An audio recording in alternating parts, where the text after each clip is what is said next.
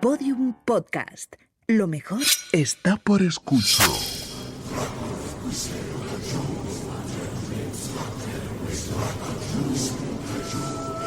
Elena, en el país de los horrores.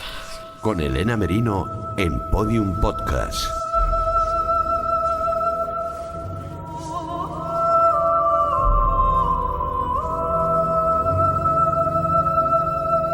Hola mis queridos secuaces, ¿cómo están?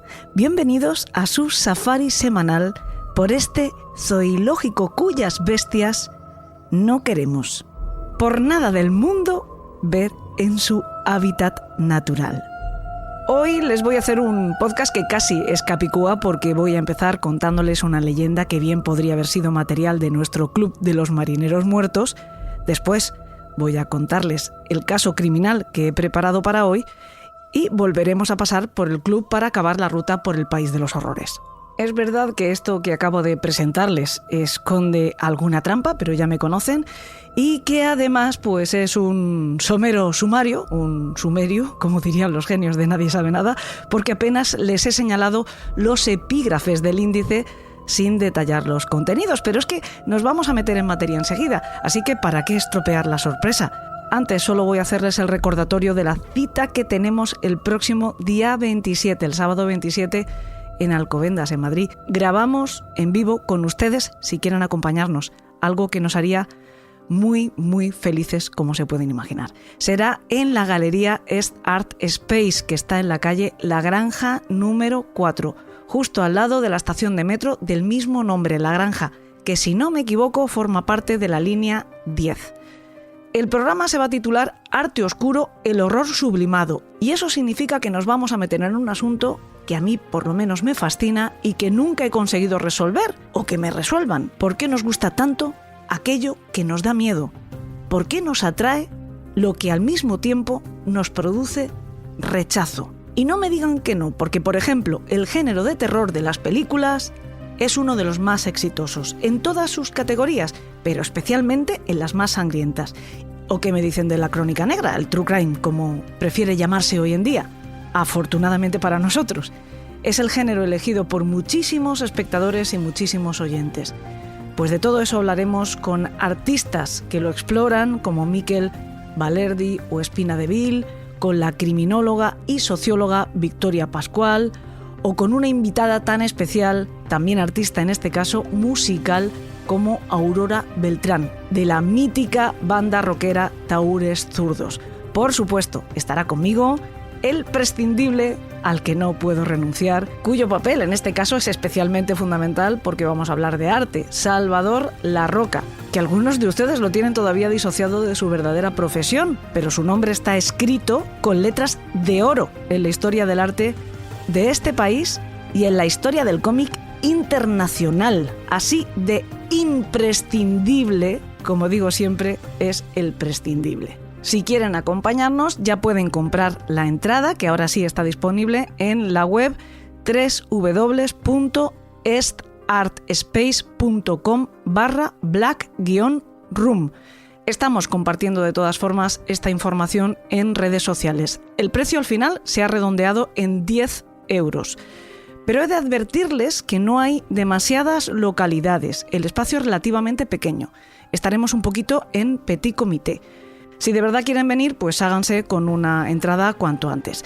Al final del programa les voy a anunciar otra cosa, digamos bastante singular y más exclusiva en cuanto al número de participantes. Pero ahora ya vamos al turno. Les decía que comenzamos con una leyenda urbana que es, a su vez, el argumento perfecto de una película de terror. Los protagonistas son una familia en el peor momento de sus vidas.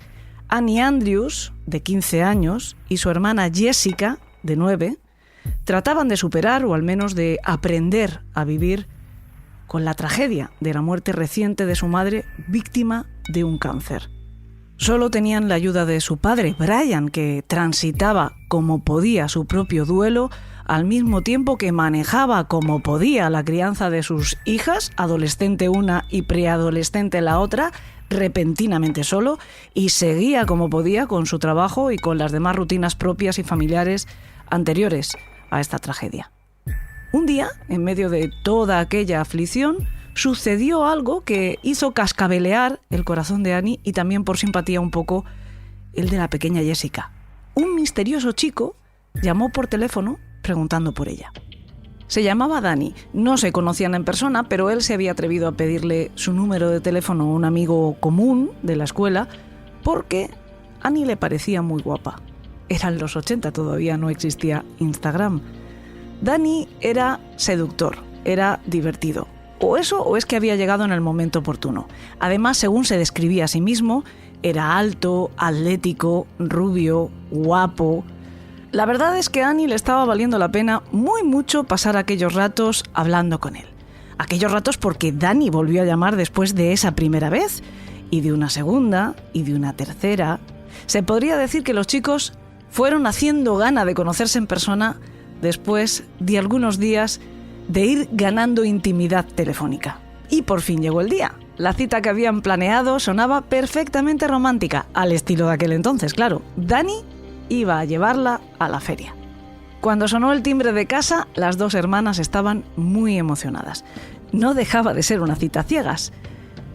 Y sin duda, Annie hubiera preferido perder el sentido de la vista y, según la leyenda, un poco también el del olfato, cuando tuvo cara a cara a su galán. Porque donde se supone que tendría que haber habido un joven lo bastante apuesto como para hacerla suspirar, encontró a un tipo falto de higiene, falto también de la deseable firmeza muscular y con los estragos hormonales de la adolescencia como la sudoración excesiva o el acné severo. Sin embargo, no lo rechazó a las bravas, sino que accedió a salir con él esa tarde y siguieron el plan original. Me imagino que la tensión entre ambos se podría cortar con un cuchillo, algo que iba a resultar casi premonitorio. Y no me refiero a la tensión sexual. La cosa además se pondría cada vez más rara cuando Danny sacó el tema de la madre de Annie.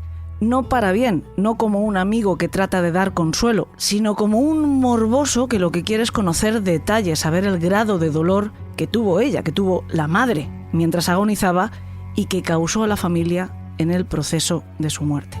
Al cabo de una hora, Annie tuvo suficiente y consideró que era tiempo más que cortés como para poner fin a esa pesadilla, a esa cita, con cualquier excusa y volver a su casa.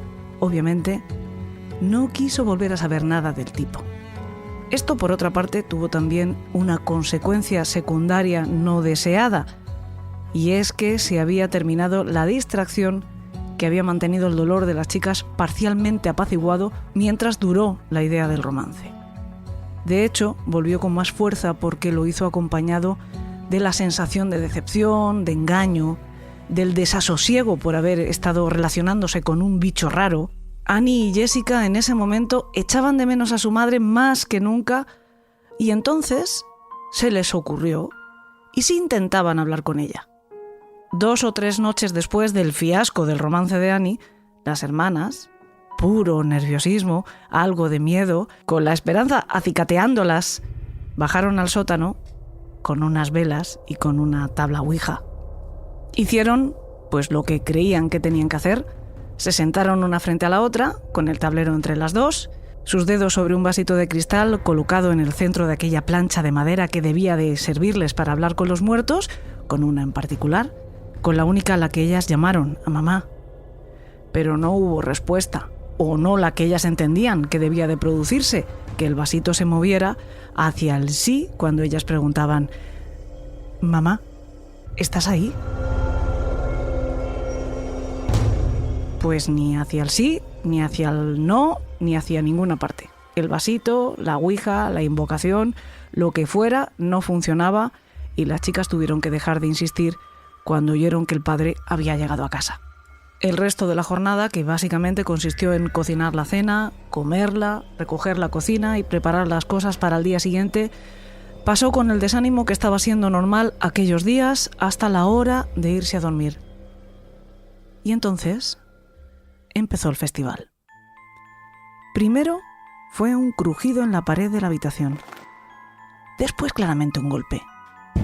Annie y Jessica pegaron un brinco. no pudieron ignorarlo. Se juntaron en una sola cama, asustadas. Guardaron silencio y esperaron. ¡Pum! Pronto otro golpe. Una de las dos se atrevió a decir en voz alta lo que las dos estaban pensando. ¿Y si ha funcionado? ¿Y si mamá está aquí? Entonces, Annie, que para algo era la mayor, aún susurrando, para que no pudiera escucharla a su padre, preguntó: «Mamá, ¿eres tú?» Un golpe seco inmediato fue la respuesta que las hermanas interpretaron como sí. Esa noche la pasaron en vela entre la sorpresa, la alegría, la duda y el miedo.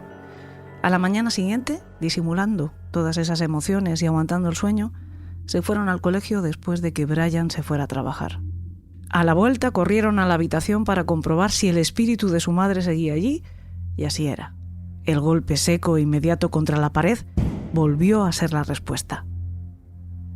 Las chicas estaban entusiasmadas, aunque no iban a tardar en darse cuenta de que la comunicación, de ese modo, daba muy poquito de sí.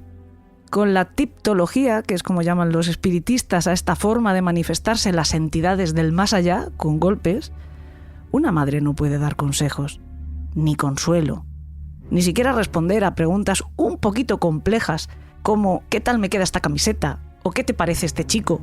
A no ser que ambas partes conozcan, qué sé yo, el código Morse. Bueno, no es el caso. Sea como fuere, a ese entusiasmo de los primeros días lo fue sustituyendo con cierta prontitud el desinterés, como pasa también en la comunicación ortodoxa entre padres corpóreos e hijos adolescentes.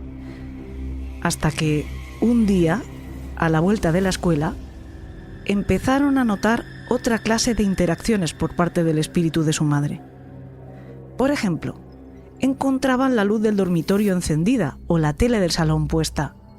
Habilidades relativamente fáciles para un fantasma, según habían visto en las películas, y no por ello menos sobrecogedoras o sorprendentes para los que todavía seguimos en este lado de la realidad. Pero bueno, las niñas lo tomaron como saludos o como toques de atención de su madre muerta, como una manera de recordarles que seguía allí con ellas, que era lo que las chicas al fin y al cabo habían querido, habían invocado.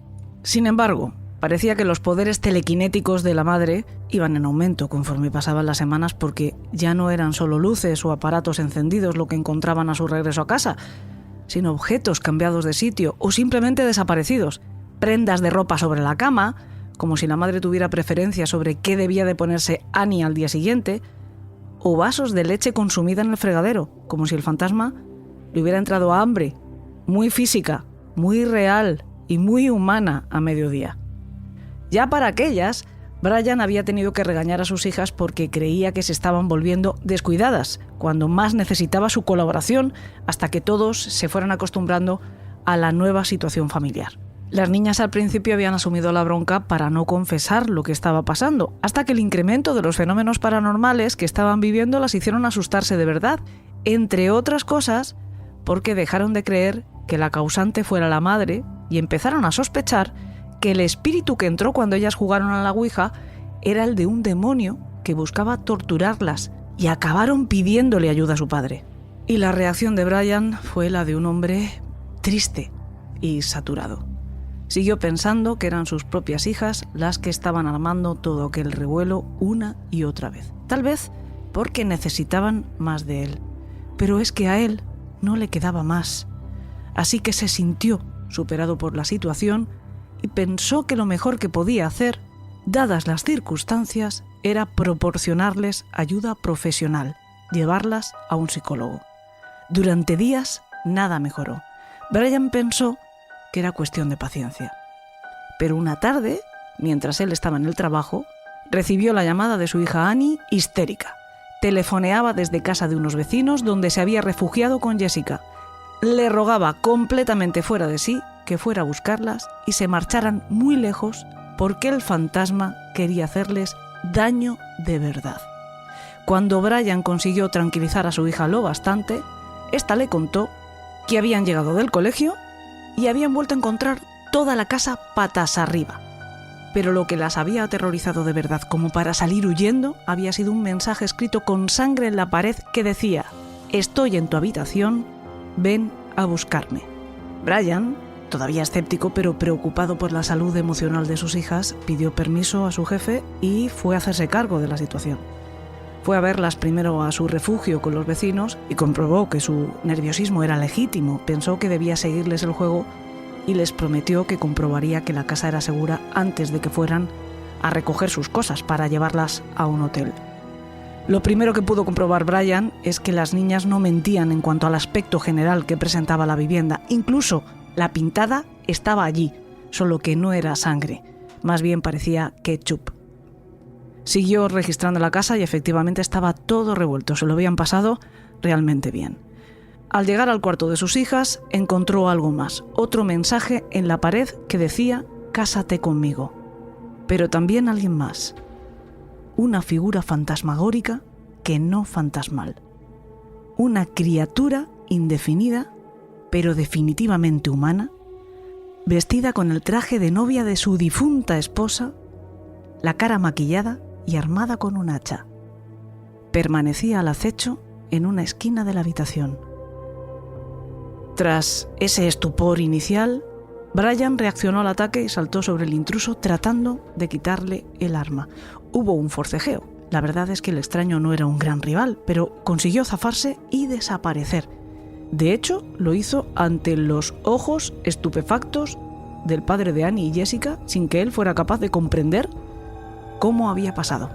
Casi creyó que sí podía tratarse de un fantasma.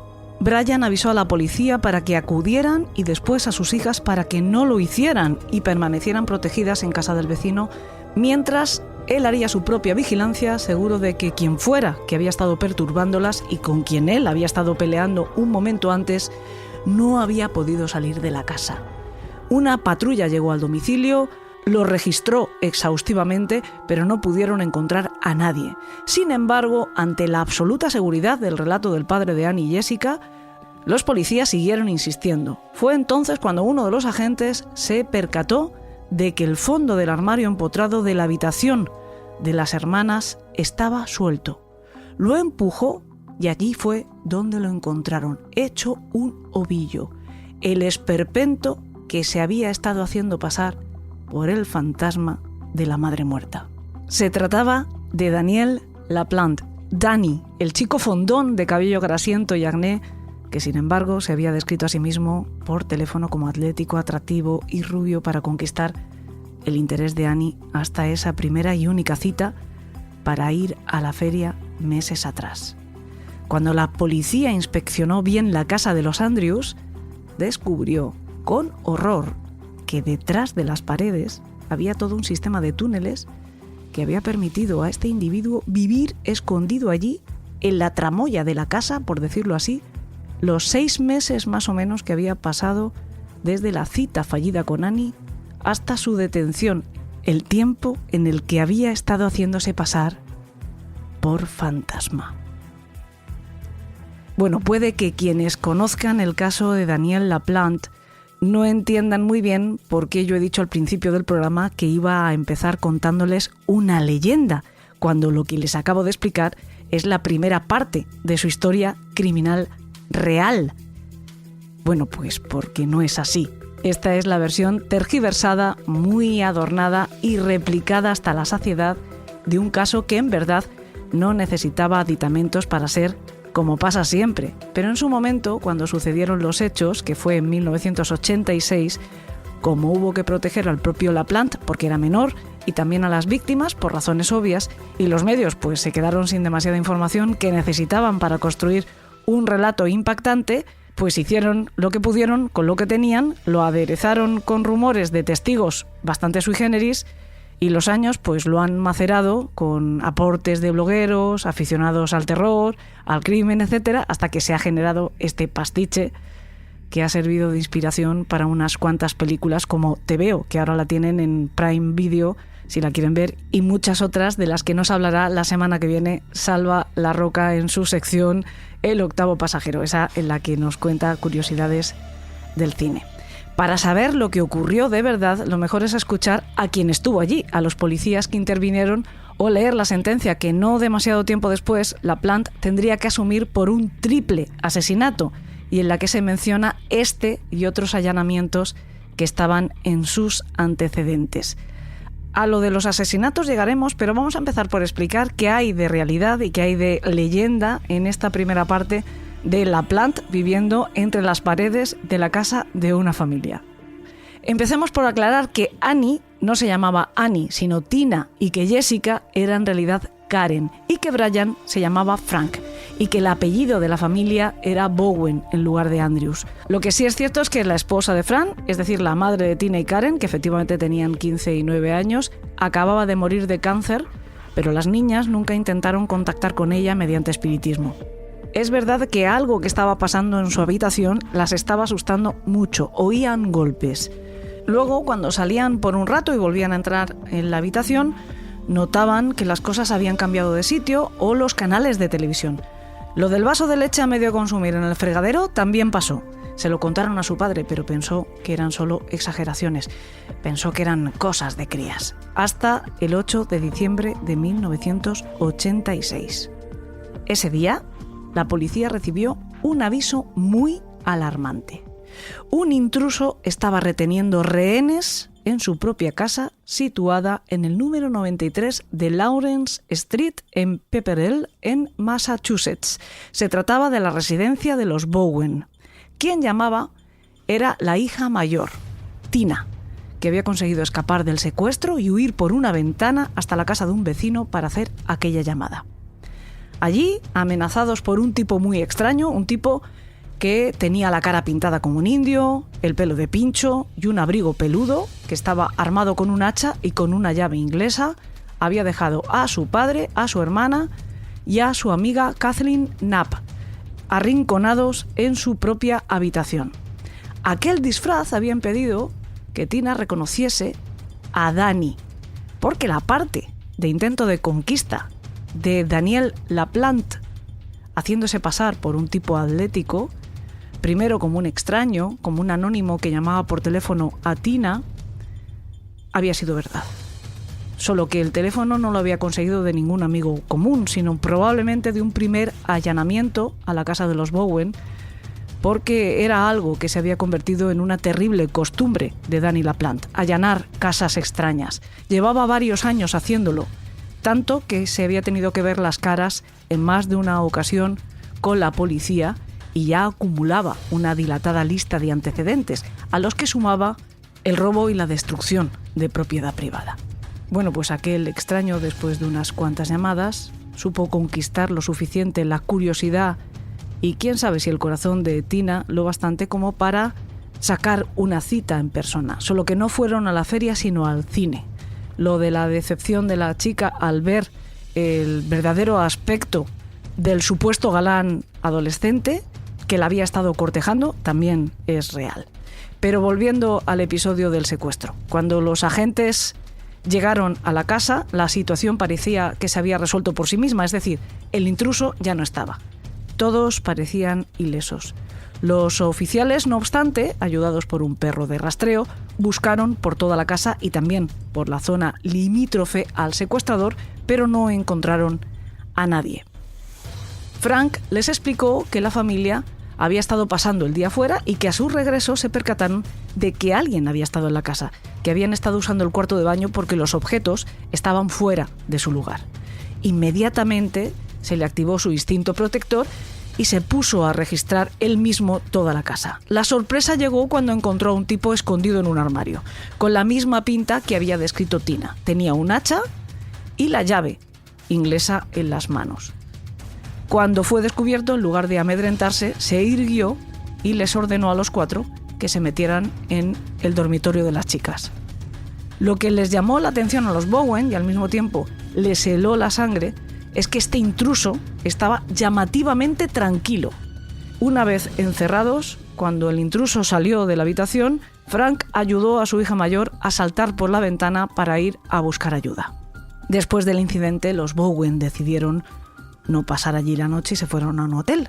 Pero un par de días más tarde, Frank volvió a su casa con la intención de recoger algunas cosas que necesitaban y cuando estaba llegando, ya enfrente de la fachada, vio el rostro de un hombre mirándole a través de una de sus ventanas desde el interior y corrió a avisar a la policía.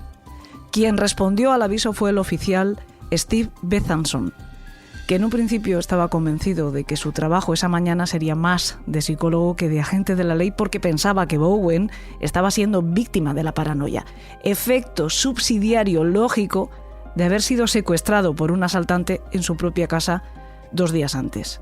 De todas maneras, profesional como era, lo primero que hizo fue comprobar que no había huellas extrañas en la nieve bajo las ventanas ni cerca de ninguno de los accesos a la vivienda, lo que, en principio, reforzó su teoría inicial. Después, con esa confianza y con las llaves de Frank, entró en la casa por la puerta principal que accedía al salón y fue suficiente antídoto para su tranquilidad. En un par de paredes, alguien había atravesado con 2 cuchillos fotografías de la familia y sobre la imagen había escrito con un rotulador o algo parecido mensajes. En la primera decía: «Sigo aquí, ven a buscarme».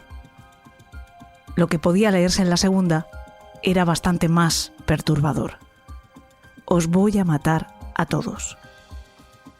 Antes de continuar su inspección, Bethanson pidió refuerzos y se le unieron el jefe David Young y el sargento Jim Scott. Juntos terminaron el registro de la casa. Vacía, no encontraron a nadie.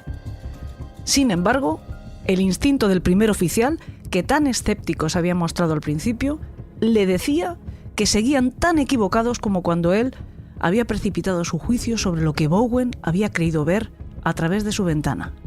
Bethanson para entonces ya estaba convencido de que quien fuera que iba por esa familia no solo era real, sino que seguía de alguna manera, de momento inexplicable, dentro de la casa. Así que siguieron buscando incluso detrás de las paredes, literalmente. Bethanson se dio cuenta de que en uno de los baños había una pared creando un ángulo extraño.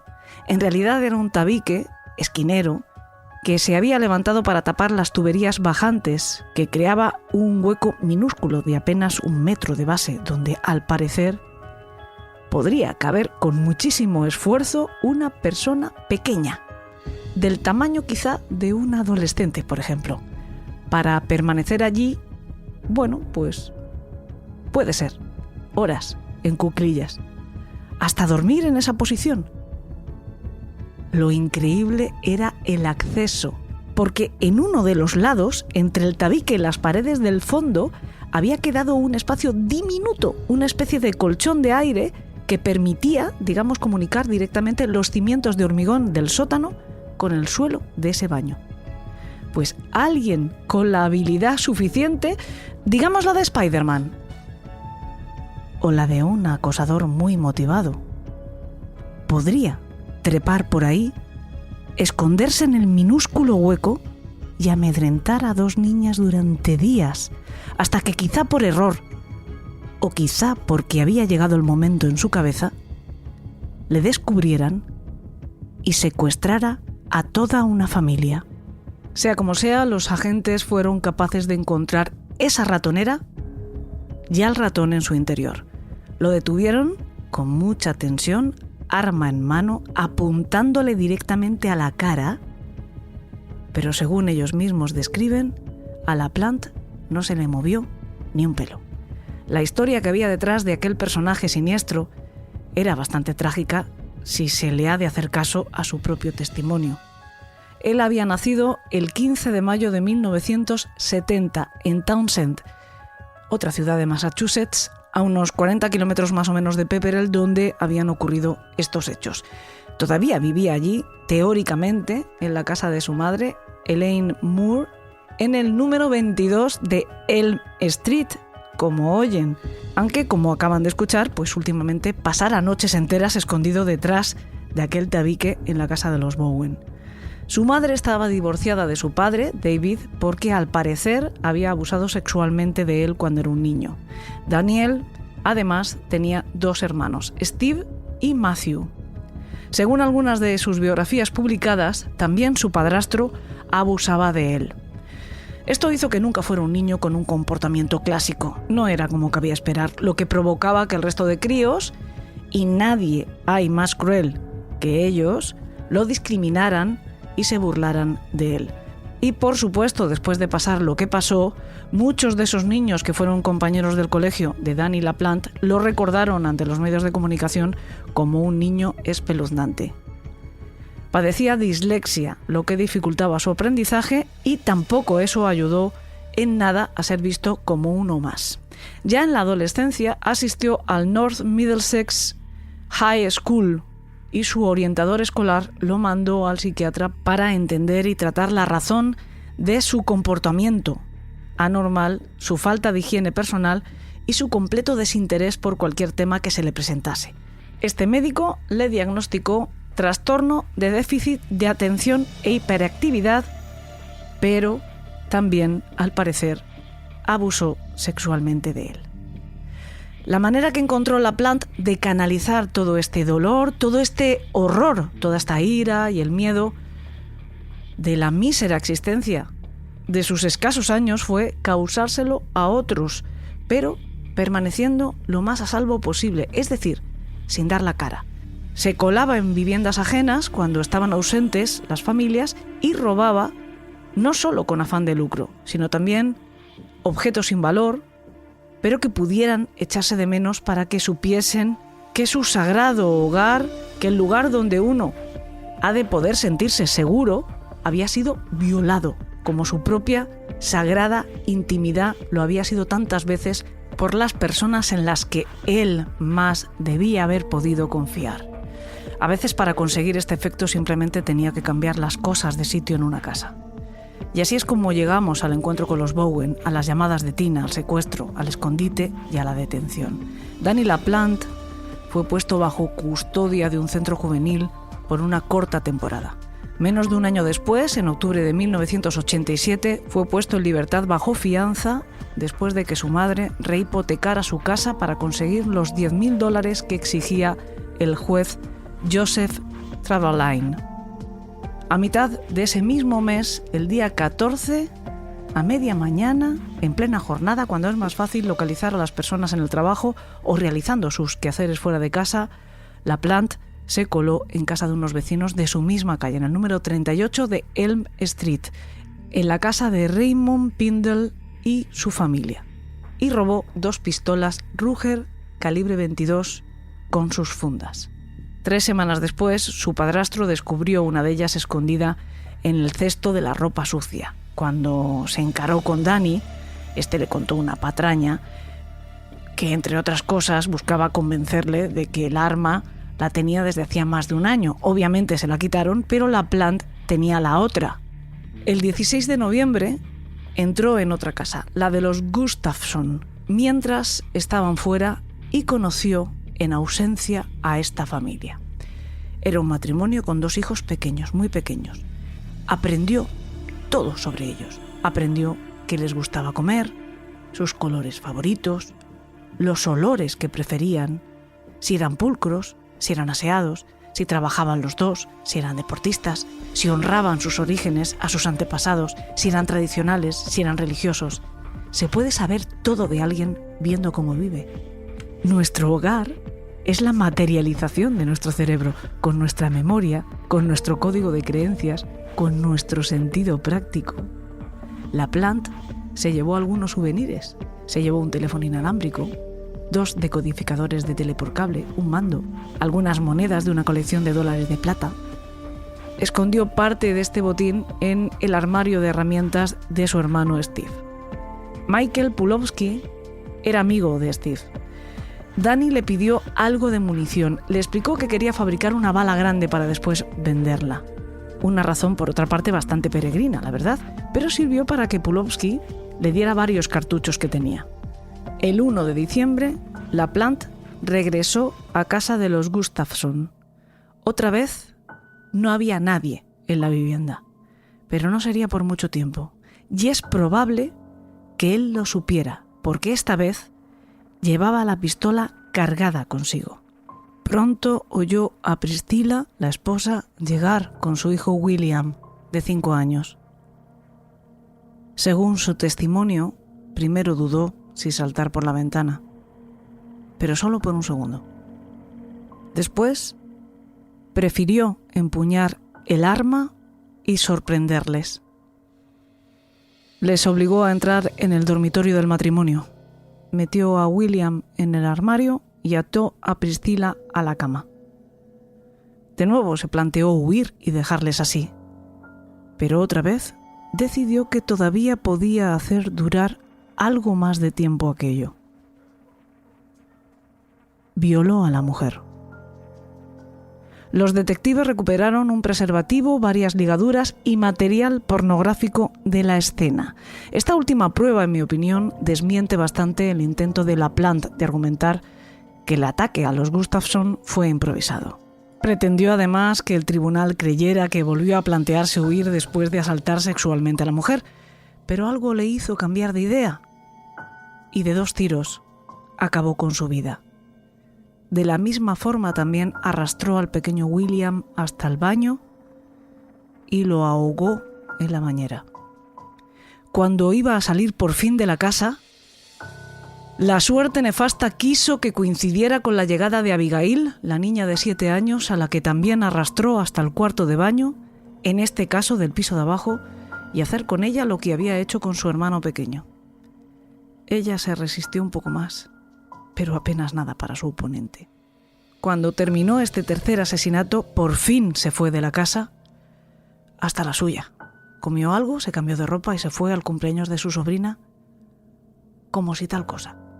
Al atardecer, Andrew Gustafsson llegó del trabajo. Le pareció muy raro encontrárselo todo a oscuras. Entró y se dirigió directo al dormitorio. Quedó en shock y no quiso moverse más. No pudo buscar a sus hijos. Tuvo una funesta y acertada corazonada. Llamó a la policía y esperó velando a su esposa y llorando a su familia. Priscilla estaba boca arriba, con una almohada en la cara que había servido de silenciador de sus gritos y de los disparos de su asesino. Los niños estaban cada uno en la bañera del baño de cada uno de los pisos de la casa, ocultos tras la cortina, boca abajo sobre un charco de poca agua, pero la suficiente para ahogar sus pequeñas vidas. En cuanto se pasó el parte de lo ocurrido, desde el Tribunal del Distrito de Ayer se emitió una orden para la detención específicamente de Danny LaPlante. Tal era la certeza que tenía la policía de que tenía que haber sido el mismo tipo que ellos habían descubierto en casa de los Bowen un año antes por aquel entonces, y que lo que ellos consideraban el incomprensible exceso de confianza de un juez había permitido salir en libertad, pese a ser un individuo claramente peligroso y con un historial de reincidencia lo bastante llamativo como para hacer saltar todas las alarmas. El teniente Thomas Lane dirigió su búsqueda y captura y pensó que lo que haría Danny sería salir cuanto antes de Townsend y dirigirse a alguna otra ciudad que conociera bien, como Pepperell, donde se encontraba la casa de los Bowen, y así era. Estaban organizando un cordón policial para vigilar las zonas boscosas que rodean este municipio cuando una vecina que llegaba en ese momento a su casa se le acercó y le pidió que por favor entrara con ella a su vivienda porque tenía miedo de hacerlo sola con todo lo que estaba pasando. Y afortunadamente el teniente lo hizo. Danny estaba escondido allí dentro, en el dormitorio del piso superior, observando todos los movimientos de la policía para acorralarle. En esa ocasión no solo estaba armado con una pistola, sino que había conseguido una escopeta del calibre 16 y un rifle. Antes de ser detenido, saltó por la ventana y huyó adentrándose en el bosque. Durante las siguientes horas todo fue muy confuso. Los avisos de avistamientos llegaban de aquí, llegaban de allá, unos eran realistas, otros eran bastante paranoicos. LaPlante secuestró a otra mujer, a Pam McKella, en su propia casa y la obligó a llevarle en su coche hacia Fitchburg. Por alguna razón se excusó con ella por hacerlo, diciéndole que su licencia era solo de aprendiz.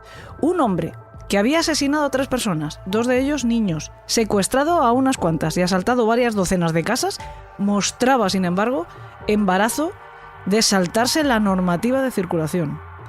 Maquela obedeció, pero a la altura del ayuntamiento de Pepperell se armó de valor y saltó del vehículo forzando al criminal a continuar solo. Y después corrió a dar parte a las autoridades. Pensaron que ya no tardarían demasiado en detenerle porque el coche de Maquela, el coche en el que había dejado solo al asesino, era probablemente el más llamativo del mundo. Era como ir subido encima de una lámpara de neón. Era una furgoneta de color naranja con el techo abatible y 2 letreros de "se vende" a ambos lados. Pero era tal el desconcierto y el miedo en esos momentos porque un individuo tan peligroso anduviera suelto que los avisos que la propia policía pasaba por las emisoras eran contradictorios.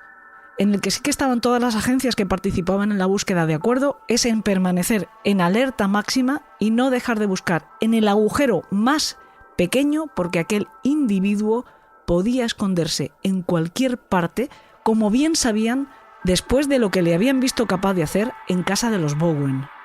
Al final no le quedó dónde ir y él solo se acorraló. Llegó hasta Ayer y se ocultó en un contenedor de basura del polígono industrial. Un agente de la policía estatal lo identificó cuando asomaba la cabeza para ver cómo estaba la situación. En la comisaría lo registraron y le encontraron un revólver del calibre 32 en los calzoncillos y una bala en la zapatilla izquierda. De nuevo, dio muestras del carácter frío y casi ausente que habían observado los agentes que le detuvieron también en casa de los Bowen, algunos de los cuales estaban presentes en ese nuevo arresto.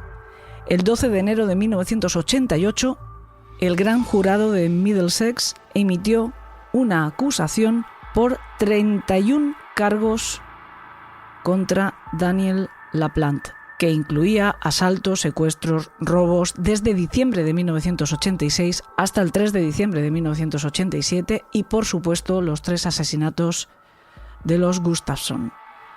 En el juicio, además de multitud de testimonios, se presentaron suficientes pruebas de cargo recopiladas por la policía, como las huellas del calzado encontradas en la escena del crimen, identificadas como hechas con unas zapatillas Converse de la talla 11, idénticas a las de LaPlante, el teléfono inalámbrico, el decodificador y el mando a distancia de la tele por cable que se había llevado como souvenir, encontrados en el armario de su hermano, una camiseta térmica gris con rayas azules, un par de pantalones deportivos del mismo color que, según Steve, había llevado Danny la tarde de los asesinatos, un par de calcetines blancos, guantes y varios casquillos de cartucho del calibre 22 con la inicial C, idénticos a los usados contra Priscilla, además de sus huellas del dedo pulgar encontradas en la casa violentada.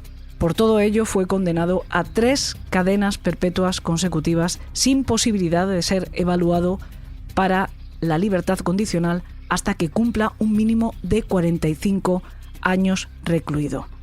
En 2017, Danny LaPlante intentó que le liberasen, alegando la entrada en vigor de una ley en Massachusetts que establecía que los menores condenados a cadena perpetua debían tener una oportunidad de reinsertarse en la sociedad, pero en su caso se lo denegaron después de que un psiquiatra forense, el doctor Fabian Sale, lo valorase y declarase que LaPlante no estaba ni remotamente arrepentido de sus crímenes, por mucho que eso dijera en la declaración que incluyó en su apelación.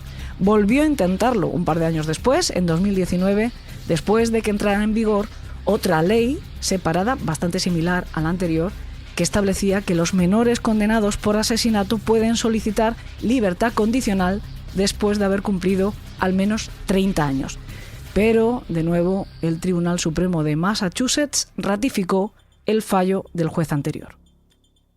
LaPlante, en estos años que lleva en la cárcel, ha demandado varias veces al Estado por varios motivos. Uno de ellos ha sido por negarle el acceso a los suministros necesarios para practicar la Wicca. Él se declara devoto wicano. Por ahí leerán que es satanista, pero no, por favor, dejemos de confundir las cosas. No perpetuemos esta clase de clichés que son muy fastidiosos. Una cosa es el satanismo y otra cosa es la Wicca. al parecer, había solicitado a la cárcel que le facilitaran 30 aceites esenciales y 26 hierbas necesarias, según él, no los wicanos, para su práctica religiosa. Pidió, entre otras cosas, sangre de dragón, opio negro y madreselva para protegerse de los maleficios y conectarse con las diosas. Pero le dijeron que no y demandó al Estado por violación de sus derechos. También lo hizo cuando le incautaron fotografías de mujeres desnudas, fotografías que le habían mandado, pues digamos, fans. Alegó que tenía derecho a acceder a la pornografía y por lo visto de esta demanda se hizo cargo un prestigioso despacho de abogados. En principio lo hizo pro bono, pero sin embargo el gasto ha repercutido en el propio Estado. Es decir, lo han pagado, y no una pequeña cantidad, los contribuyentes norteamericanos. Daniel LaPlante continúa cumpliendo su condena en la prisión de Norfolk. Pues ya conocen una historia más que viene a confirmar eso de que la realidad supera siempre la ficción.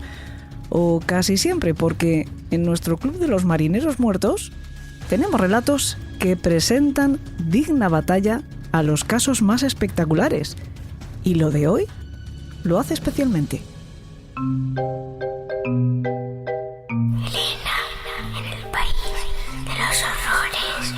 Con Elena Merino en Podium Podcast. Hoy no voy a leerles un cuento, sino que voy a presentarles una novela con mayúsculas. La última obra de un miembro de esta banda. Y eso es como cuando un amigo tiene un hijo, que tú te conviertes automáticamente en tía. Es decir, que a ti te nace un sobrino. Pero más allá del cariño o del orgullo corporativo, si les recomiendo esta o cualquiera de las novelas anteriores de Enrique Montiel de Arnaiz o sus libros de relatos, muy noir, muy policíaco, es porque cuando él escribe sabe muy bien lo que está haciendo y de lo que está hablando. Montiel de Arnaiz es abogado penalista y de familia, dos especialidades en las que tienes que curtirte mucho, además de escritor y de articulista. Tiene ya bastantes trabajos publicados, entre los que voy a destacar 2 novelas, A la velocidad de la noche y Juicio letal, y 2 libros de relatos, Bulerías nazis y El mordisco de Tyson. Y ahora presenta Melodía de sangre.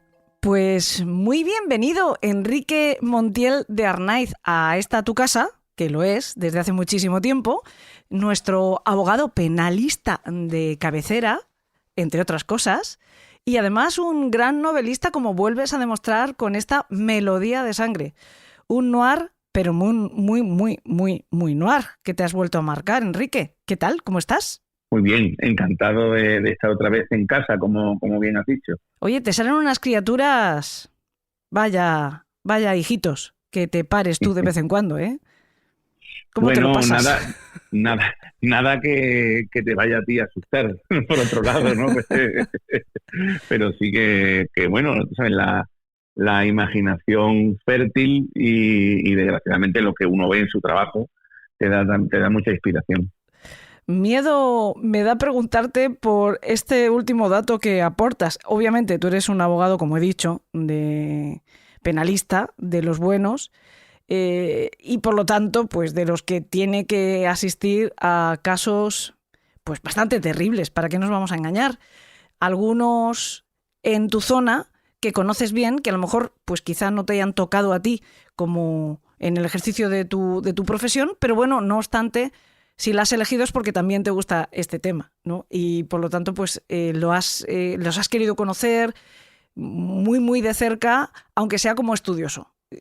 No hace falta que diga nombres porque todos podemos traer a la mente, los secuaces también, que saben tanto como pueda saber yo de estas materias, casos conocidos, como digo, de la provincia de Cádiz, ¿no?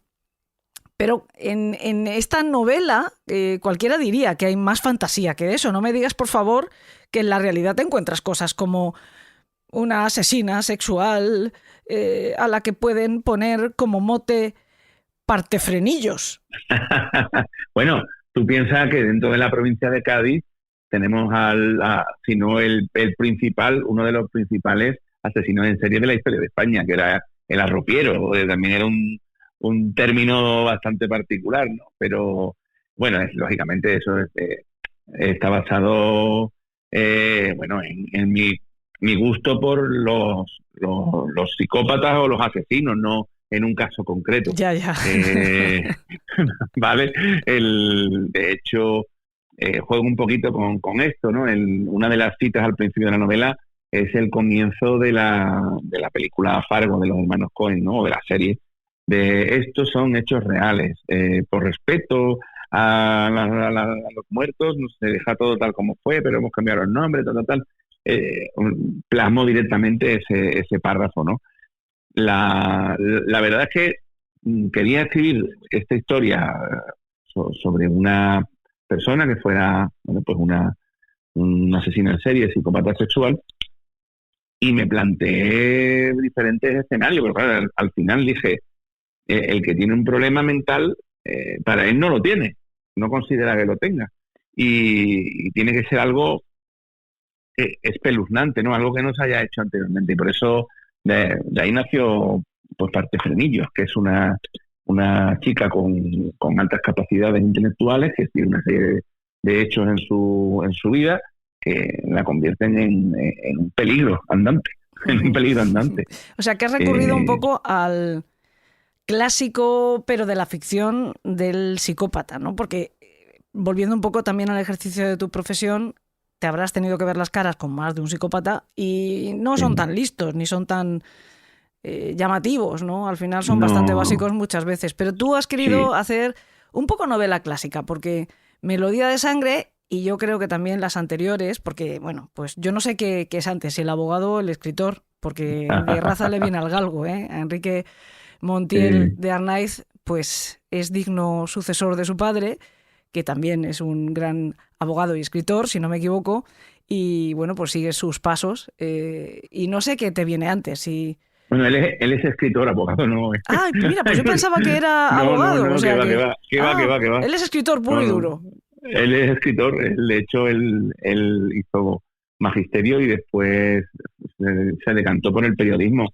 Pero nunca ha sido abogado, lo que pasa es que a lo mejor tiene cara de abogado y la gente se lo cree. Pues mira, estaba convencida de verdad que eras ¿Qué va? pues siguiendo los pasos exactos de tu padre, pero no. O sea, tú lo que has hecho es no dejar de lado la profesión de tu padre y además cogerte otra. Qué avaricioso eres, ¿eh? Es más, me dice el cachondo de José Luis del Río, mi editor de Apache Libro, me dice Enrique Montiel de Arnaiz es escritor y en sus ratos libres es abogado. Dice. Bueno, pues por ahí va mi pregunta. ¿Qué es antes para ti? ¿Tú qué eres antes, abogado o escritor? Mira, no me hagas sacarte la teoría kantiana de las personas, ¿no? Yo soy yo, es decir, de hecho mi esposa siempre me dice que cuando te pones a hablar de temas judiciales te cambia la cara, te cambia la voz, es una persona totalmente diferente. Le doy la razón, pues, entonces, claro, cuando yo soy serio, soy profesional. Y además no se te entiende. Como todos los abogados. Y cuando estoy de cachondeo, pues estoy de cachondeo, y cuando soy escritor. Yo creo que soy todo. Una parte de mí está en todo. Y de hecho, tengo esta suerte, por así decirlo, de poder disfrutar de mis grandes pasiones, ¿no? Interactuando unas con otras, ¿no? Que al final la novela o el thriller o el noir con implicaciones jurídicas en España es muy reducido y la verdad gusta mucho lo que hago, porque imagino que no hay un referente, un John Grisham, no hay un tipo así en España, ¿no? Y por ahí me viene bien. Por otro lado, tengo otras raíces literarias, ¿no? Pero que me gusta porque además uno tiene que escribir de lo que sabe y bueno, de lo que cree que sabe, ¿no? Y intentar llevar este mundo de la justicia al lector de diferentes maneras, ¿no? Entonces, bueno, me lo he pasado muy bien con esta novela. Es una novela muy, muy, muy gamberra, muy violenta, muy sangrienta, muy sexual y oye, deseando que la gente la capte, ¿no? No, eso te iba a decir, que lo políticamente correcto se ha quedado en un cajón, Eso es que no sé qué es eso de lo políticamente correcto. En un archivo al que le hemos echado llave. Partiendo de ahí, vamos. Claro, porque además una de las cosas que tienes es que tú estás creando, está el universo Marvel y está también el universo Montiel, ¿no? Un poco, porque tú has creado un pueblo al que más vale no acercarse de vacaciones, la Baraca, porque pasan muchas cosas por allí, no demasiado buenas. Sí. Más o menos tus acciones ocurren allí y en tu novela a mí me gusta mucho la definición que tienes en la contraportada, porque te deja claro qué es lo que va a encontrar el lector, haciendo referencia a esto que acabo de decir de lo políticamente correcto, olvidémoslo. Tú has mencionado los Coen. Si quieren, también podemos, no sé, traer a colación a Tarantino o a Rodríguez directamente, ¿no? Porque vamos a encontrarnos sangre, sexo, violencia, pero también mucha ironía. Y la sinopsis, de hecho, ya nos está casi dando un argumento de películas de estos autores, ¿no? de estos directores de cine, que bueno, el cine pues siempre es un referente bastante recurrente para hablar también de literatura, ¿no? Paula Punzón, que es una asesina psicópata sexual, bautizada por la prensa como Partefrenillos, que es muy gráfico el mote, escapa de prisión para salvar su vida. En el exterior le espera una sorpresa. El letrado que la encarceló ha escrito una novela narrando sus sangrientos crímenes y va a presentarla al día siguiente en La Baraca, que es ese pueblo, como digo, que bueno, pues es un recurso frecuente en la literatura de Enrique Montiel. Buscando venganza, Partefrenillos se personará en la presentación, donde encontrará a su abogado defensor, el brillante penalista Jeff Hortas, y a Luque, un delincuente rockero poseedor de una extraordinaria pistola. Entiendo que también por aquí viene lo de la ironía. La tercera novela de Montiel Arnaiz sigue la estela de sus predecesoras, dejando claros gustos tuyos, en este caso del autor, por la sangre, el sexo, la violencia y grandes dosis de ironía y mala leche. Es decir, que se lo van a pasar muy bien. La portada, además, recuerda mucho a esas novelas un poco pulp, ¿no? De los años 70, 80. No sé si será en esa estela lo que nos vamos a encontrar, pero vamos, que desde luego sí promete mucha diversión. Quien quiera, no sé, a lo mejor un texto más sosegado, más tranquilo y quizá más sesudo, pues puede que no sea. Pero quien quiera divertirse de verdad con una novela trepidante, como dices tú, más cercana quizá a la vida real, porque la vida real no siempre es seria y sesuda, ¿no? A veces cosas tan absurdas como las que nos encontramos en ese cine extremo de directores como los que yo he dicho antes, o en novelas como Melodía de Sangre, es quizá más próximo a la realidad, aunque cuando nos lo presentan en una novela nos choque, ¿no? Y nos parezca desatado y un poco exagerado. ¿Tú qué piensas? Sí, porque esto es rock and roll. Al final es rock and roll, es disfrutarlo, es hacer las cosas como a uno le gustan y que, si hay suerte además, le guste a mucha más gente. Mis novelas me gusta que sean ágiles, me gusta conectar con el lector, con bromas privadas, con guiños, con comentarios a lo mejor provocadores, ¿no? Que puede ser que el lector le afecte o no, o que esté de acuerdo, o los personajes discuten entre sí, hay conversaciones subidas de tono, en fin. No quiero caer siempre o a menudo en lugares comunes, en fin. Lo que pretendo hacer es otra cosa. Entonces, utilizo el recurso de ese lugar recóndito y peligroso que es La Baraca, ¿no? Que es como mi Macondo, donde yo ubico todas las circunstancias, y con base en un despacho de abogados donde hay 3 abogados, cada uno con una especialidad, que están interactuando con organizaciones criminales y con mafias, y al mismo tiempo tienen sus problemas y sus circunstancias personales, ¿no? Pues voy haciendo ese desglose de situaciones y de problemáticas que transcurren, en corto espacio de tiempo, ¿no?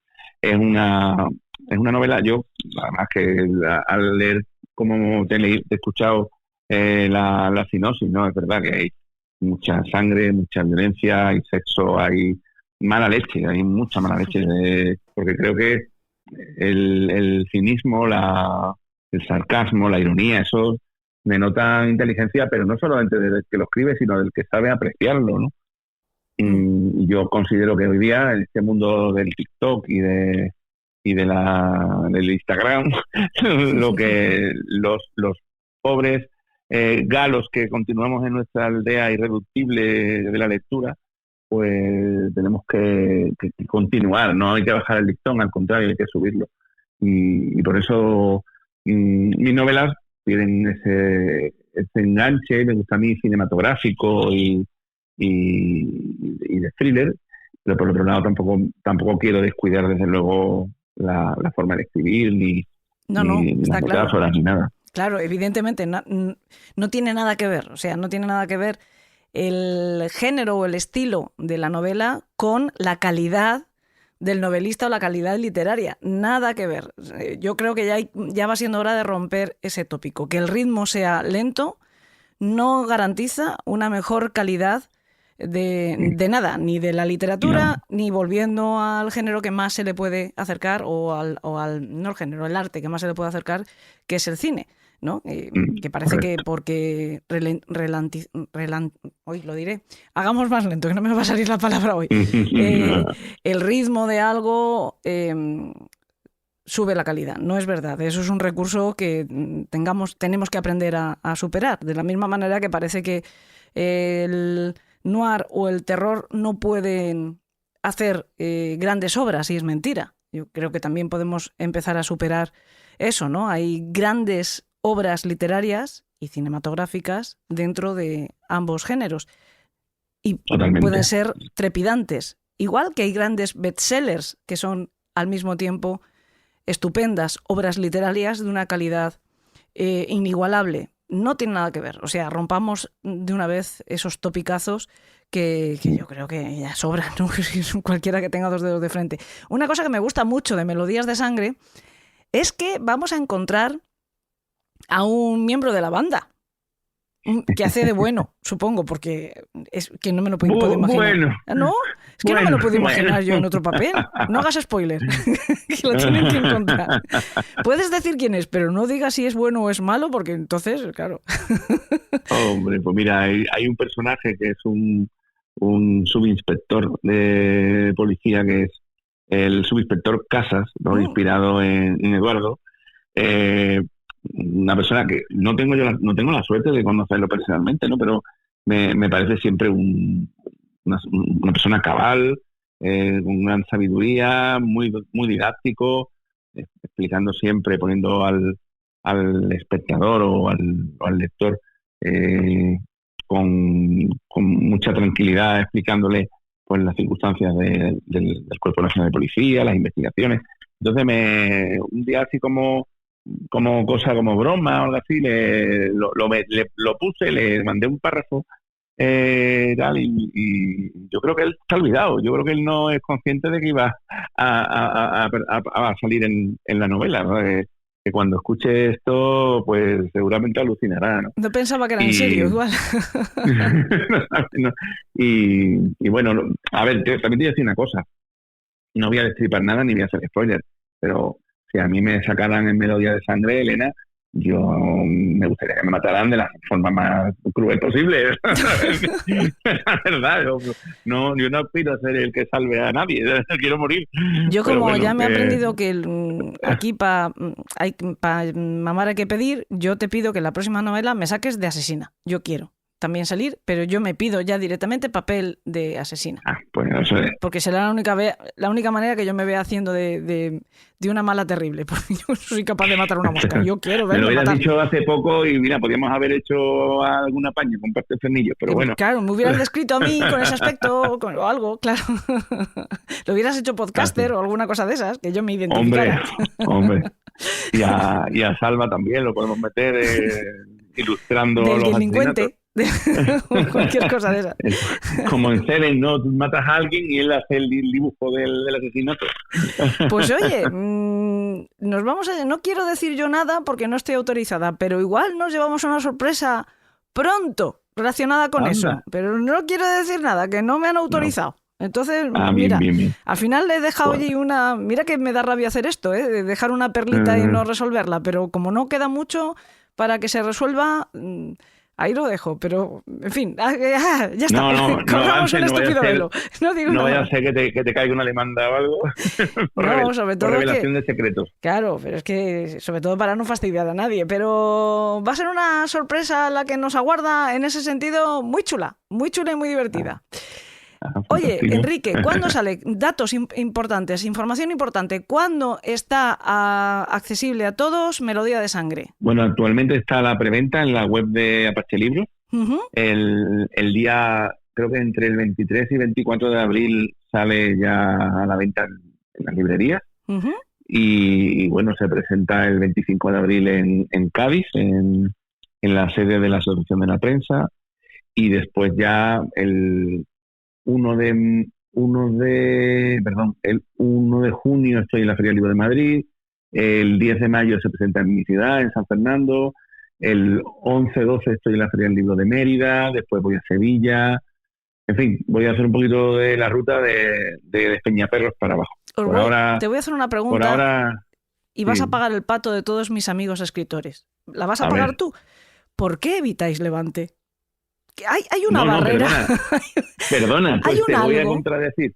Mira. Yo he ido 2 veces a la Feria del Libro de Valencia, 2 veces a firmar, Vale, entonces, ¿por qué no me llamáis? Además, me lo he pasado muy bien. ¿Por qué no me llamáis? Y además he comido, cenado y desayunado arroz. Madre mía.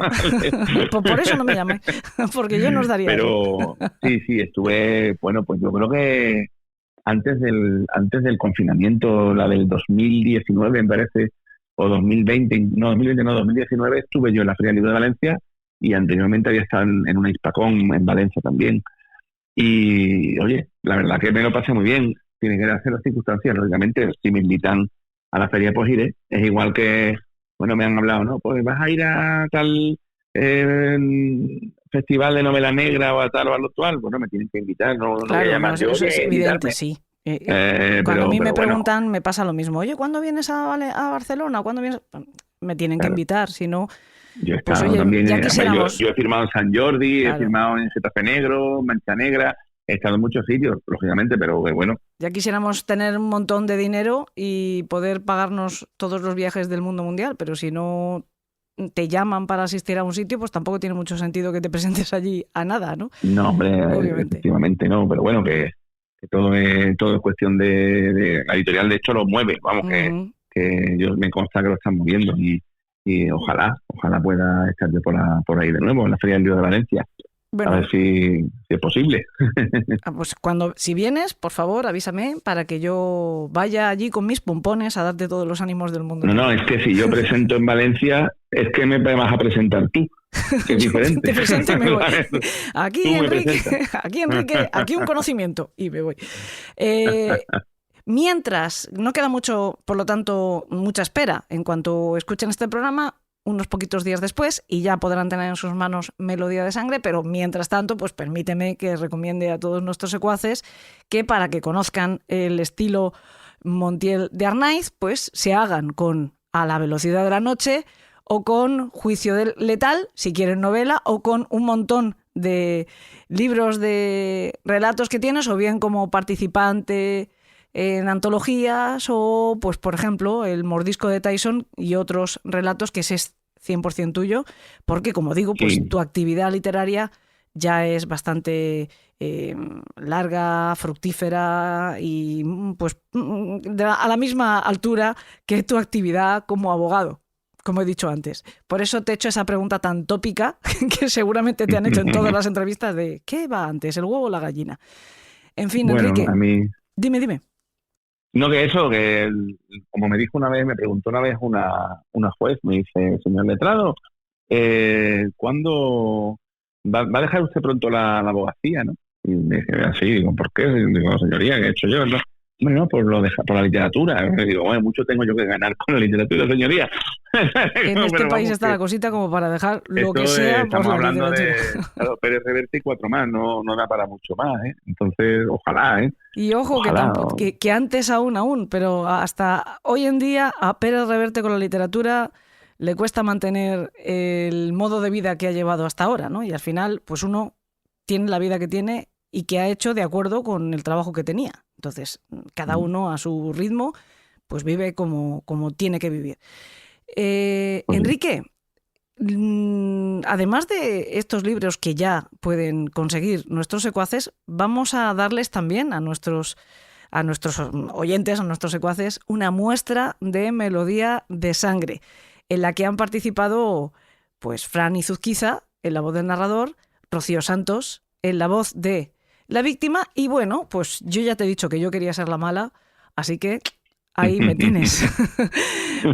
Muchísimas gracias por visitar el País de los Horrores. Bueno, visitar, tú vienes cuando quieres, simplemente has bajado al salón, has dado muestras de tu presencia y desearte desde este tu hogar también, tu otro hogar, muchísima, voy a decir mierda, que es lo que se desea a los artistas, con la nueva criatura. Pues yo te lo agradezco mucho, espero que se partan muchos frenillos, que haya muchas ventas y mucha risa y mucho disfrute. Y bueno, ya me darás tu opinión cuando lo leas como experta en la materia más negra y criminal española. A ver qué te parece. Muy bien, pues te lo diré. Vamos a escuchar ese fragmento.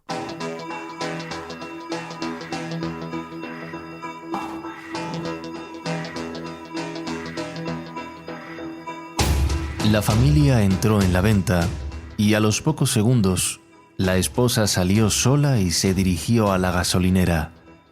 Paula imaginó que iría buscando los aseos, así que, descubriendo una oportunidad, se deslizó por el revés de la furgoneta y fue con agilidad detrás de la mujer sin que ella lo advirtiera. El cuarto de baño estaba ubicado en un lateral del edificio, un módulo construido sobre el alzado principal. De aspecto tan desangelado como la propia venta, hacía tiempo ya que venía necesitando una nueva manita de pintura. La mujer llevaba una llave en la mano. No se dio cuenta de que a su espalda se había ubicado Punzón. Cuando abrió la puerta, recibió un fuerte empellón que la arrojó al interior del baño. ¡Desnúdate!, le ordenó Paula. Oiga, le daré lo que llevo en el bolso, no me haga nada. Contestó la mujer, tendida en el suelo. No quiero tu dinero, necesito tu ropa, y rapidito. Pero... ¡La ropa! ¡Ya! Gritó Punzón mientras apuntaba a su víctima con el estilete. Entre temblores nerviosos y comprendiendo que poco podía hacer para evitar lo que estaba sucediendo, la mujer comenzó a despojarse de una sudadera Nike de color rosa fucsia con aspecto de ser recién estrenada. Luego se desembarazó de una camiseta deportiva y de sus mallas. ¿Qué talla de zapato usas? La 42. Mierda, demasiado grandes. Quédatelos. Dame las llaves del coche. Las tiene mi marido. ¡No me cuentes mierdas! Exclamó Punzón. ¡Dame tu copia! Ah, es cierto, sí. Tengo una copia de las llaves, pero ahí tenemos las maletas, vamos de viaje. ¿Nos vas a dejar aquí tirados? Vamos con 2 niños. Habla con mi mano, dijo Paula Punzón, extendiendo su mano izquierda. La mujer, ya semidesnuda, hurgó en el interior de su bolso de mano y encontró la copia de las llaves, acercándoselas a Punzón. Ahora quiero tu móvil. Cuando la mujer se lo ofreció, lo tomó con la mano izquierda y lo estampó contra el suelo, haciéndolo pedazos. Era nuevo, acababa de volcar todas las fotos de... Bueno, ya, deja la ropa en el suelo y métete en ese baño y echa el pestillo, que yo lo oiga. Cuando te diga, empieza a contar hasta 1000.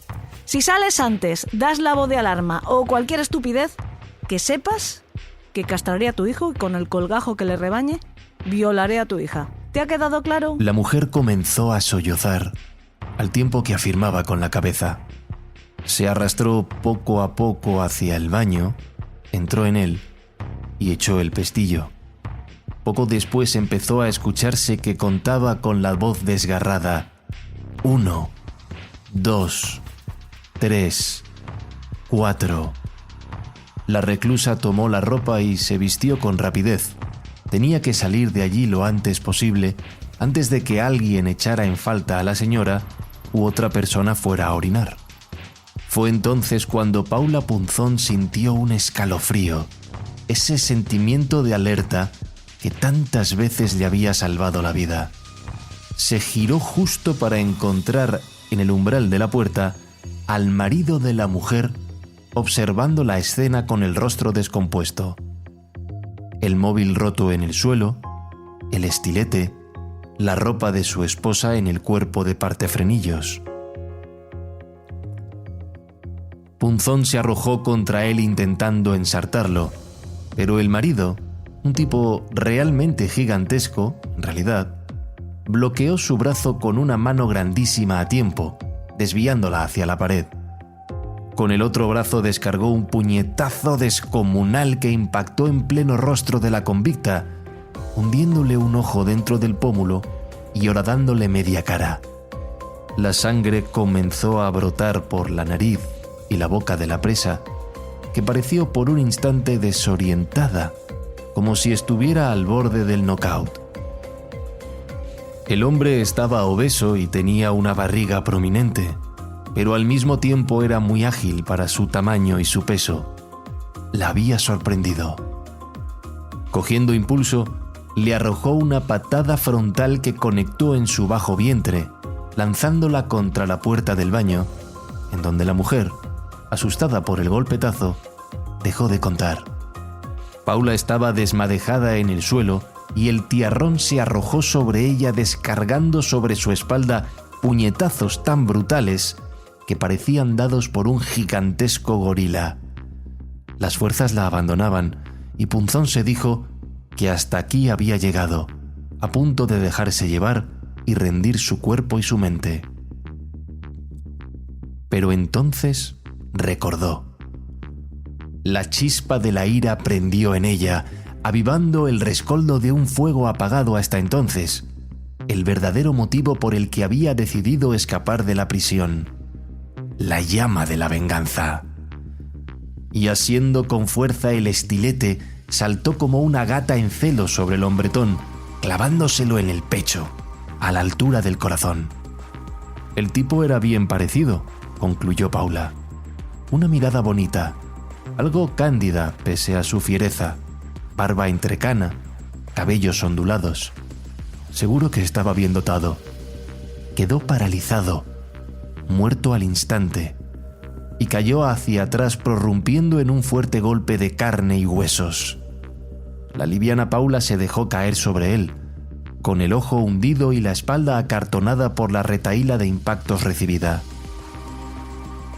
Olía bien, Apolo Ralph Lauren. Le hubiera gustado conocerlo más profundamente. Dejándose llevar por los viejos hábitos, la asesina resbaló la mano por el pecho inerme y manchado de sangre del tipo y bajó hasta su pernera. Una vez alcanzada la zona genital, desabrochó la cremallera de sus pantalones vaqueros y encontró algo que deseaba desde hacía tiempo: una ración de rigor mortis servida por adelantado.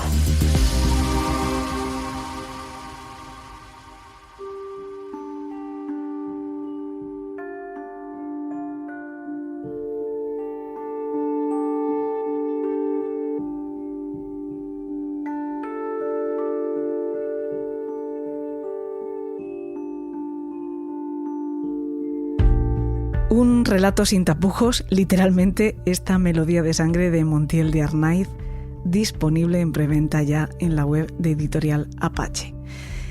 Antes de que se vayan, el otro anuncio que tenía que hacerles. ¿Se acuerdan de The Dan Dinner, la pequeña compañía que teníamos de cenas con asesinato? Bueno, siento asustarles, pero es que no hay mejor manera de definirla. Les explico. Antes de la pandemia, periódicamente organizábamos cenas que eran en realidad una partida de rol en vivo para un número muy reducido de comensales jugadores. Eran cenas para un máximo de 25 personas. Bueno, pues me llena de gozo, me llena de felicidad, alegría y júbilo anunciarles que regresan hemos organizado la primera de las que deseamos que sean muchas. Todo va a depender, obviamente, de la respuesta que tengamos para el próximo 24 de mayo. Será, como digo, para un máximo de 25 personas y será aquí, en mi patria chica, en San Vicente del Raspeig, en la provincia de Alicante. La ofrece el prestigioso restaurante Moon, que es un referente gastronómico en esta provincia, porque no solo se trata de pasarlo bien, sino también de cenar excelentemente bien, y ambas cosas están garantizadas. Como les digo, es un evento muy exclusivo porque solo son 25 personas y será en un salón que estará disponible únicamente para ello, entre otras cosas porque se va a pedir a los participantes que vengan ataviados para la ocasión, es decir, disfrazados. Si están interesados, si quieren saber qué pasos han de seguir para participar, pueden buscar la información en las redes sociales del podcast o en las de Dead and Dinner. Solo 25 personas máximo por cena y de momento está convocada esta del día 24 de mayo. Si se animan, quédense tranquilos, porque solo pueden hacer de buenos o de malos. Al muerto lo ponemos nosotros.